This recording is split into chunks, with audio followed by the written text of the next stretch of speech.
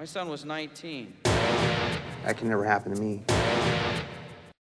This is Steve. He can't remember anything right now. You know, Therese and Steve were inseparable. Salem 911, what is your emergency? Somebody's been shot. They're in the parking lot. They're laying on the ground. They've been shot.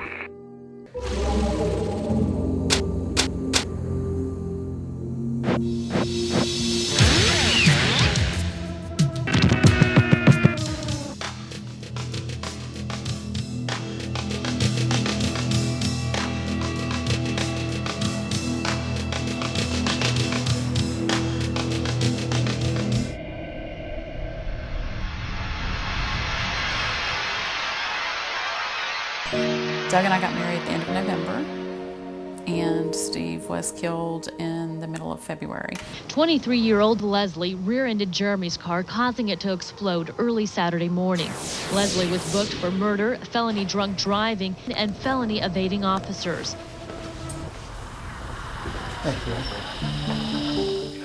There's been a movement growing in the criminal justice system. It has found its way into justice systems all around the world. It's not a program. It's driven by victims. Its impact is proven and undeniable. And yet, like all change, it is feared, dismissed sometimes as too soft on criminals, and sometimes too much in favor of crime victims.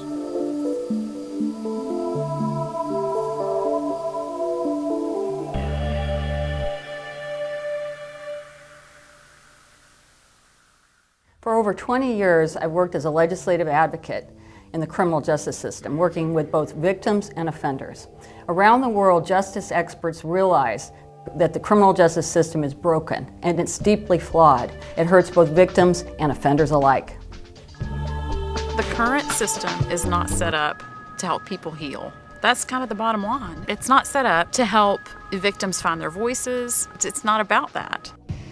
I don't thank God that he's dead, but I thank God that I have some peace. A week from now I may, and as we learn more about who and what, I may feel differently. The current system fails victims by leaving them out of the system. The way we process crime now is it's seen as a crime against the state, not against a victim, a real human being. Offenders aren't encouraged to take responsibility for their actions.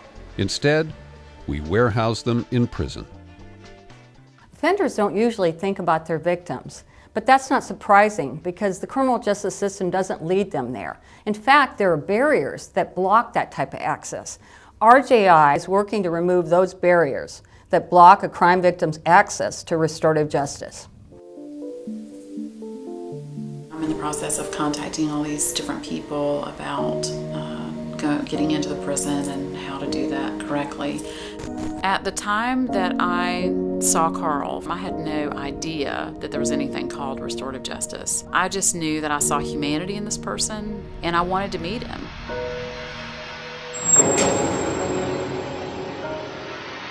With a criminal justice system so badly flawed that 2.2 million Americans are incarcerated in prison and jails, big questions surface.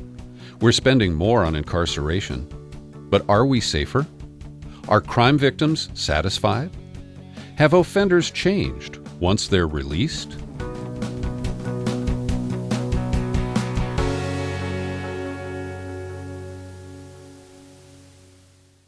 Restorative Justice International, or RJI, calls this new vision victims-driven restorative justice. It stresses offender accountability, restoring victims and communities, but also transforming offenders, which leads to real change. Restorative justice is not a program, but a set of principles that drives the reform of the justice system. It's a change in the system that is driven by crime victims. It puts victims in the center of the system. Around the U.S. and globally, victims are asking for restorative justice. Evidence-based research shows it works, but victims tell us it works. Offenders who take part in restorative justice processes are less likely to become repeat offenders. There's an emphasis on accountability, a critical component to any restorative justice process. Offenders learn what they can do to make things right from the victim's perspective. Across Dayton.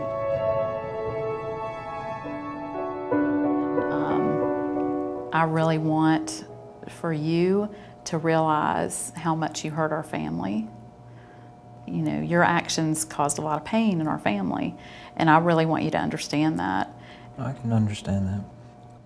Well, originally I wasn't too sure about participating in this, and then I figured it was a way to return something to your family, because I know it had to hurt a lot.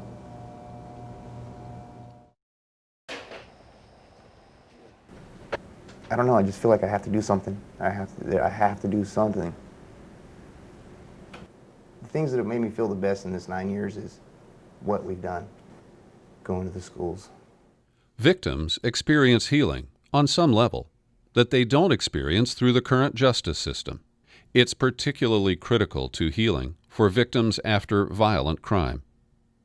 Often, this happens through victim-offender dialogue, but sometimes it can happen through something as simple as an exchange of letters. Dear Mr. and Mrs. Turner, I don't know if I should be writing or not. I don't want to cause you more pain.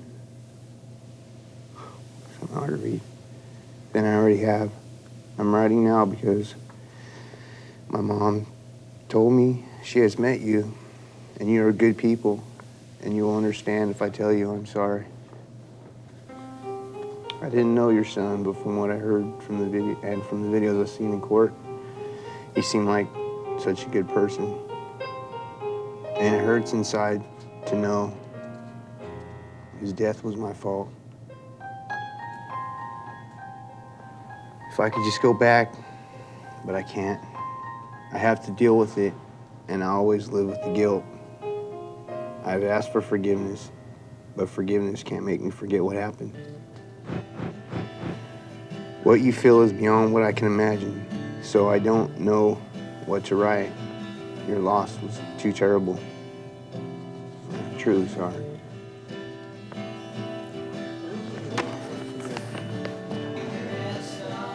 For an offender to face his victim or victim's family, it's the toughest thing they'll ever do.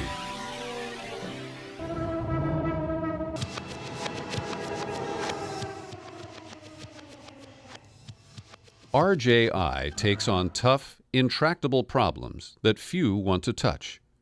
At RJI, and through our online discussions, we talk about how restorative justice can be applied to any kind of violent crime and any type of conflict.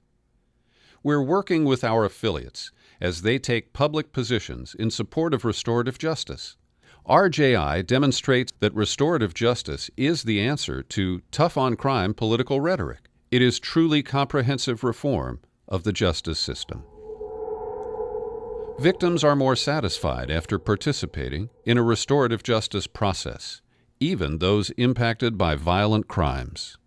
You know, the day that we walked out of the prison, I've never felt so empowered in my entire life.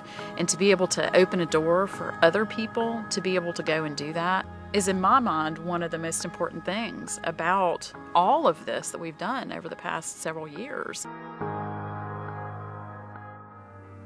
It's about how to restore victims and communities, but again, how to transform offenders. This is something we're not doing, which is why our prisons are filled to capacity around the world. But we need this change. We need this new vision. As Dr. Sandro Calvani said, at the beginning of the third millennium, restorative justice is emerging as an innovative, victims-driven healing process after a crime has injured a victim and an offender has been convicted. RJI has the great and unique value of a transparent network of scholars, justice officials, victims, and legislators who share experiences, good practices, and lessons learned in countries where restorative justice is implemented, working, and growing.